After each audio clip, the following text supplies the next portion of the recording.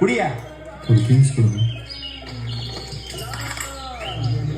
இந்த பயலுக்கு நான் கடை வச்சு கொடுத்தேன், என்கிட்டயே காசு கேட்கறான். இவனெல்லாம் திருத்த.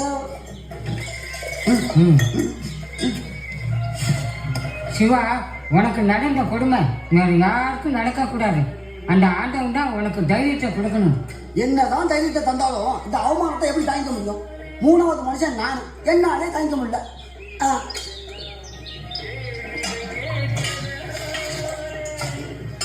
இந்த எதுக்கு தாங்க முடியலன்னு சொன்னியே, விஷம் குடிச்சிட்டு சாவு.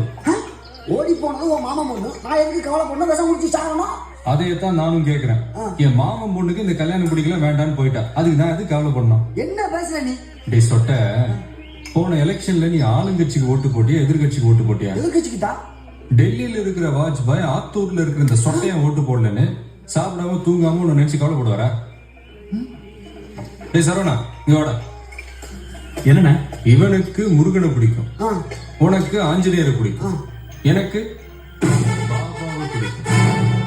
கடவுளையே இவரை பிடிக்கும் இவரை பிடிக்காதுன்னு பிரிச்சு வச்சிருக்கிறோம். நான் ஒரு சாதாரண மனுஷன். என் மாமன் பொண்ணுக்கு என்ன பிடிக்காம போனதுல ஆச்சரியம் ஒண்ணும் இல்ல. அது அவளுடைய ப்ராப்ளம், என்னோட ப்ராப்ளம் இல்ல. இதுக்கு நான் வருத்தம் பண்ணோம். இப்ப சொல்லு, கவலைப்பட வேண்டியது நானா இல்ல என் மாமன் பொண்ணா? நிச்சயமா சத்தியமா அந்த பொண்ணுதான். அப்புறம் இப்படி டீ கடையில உட்காந்துட்டு வெட்டியா ஊர் நியாயம் பேசுறதுனால தான் குடிக்க தண்ணி கூட இல்லாம இருக்கும். போய் வேலையை பாருங்க.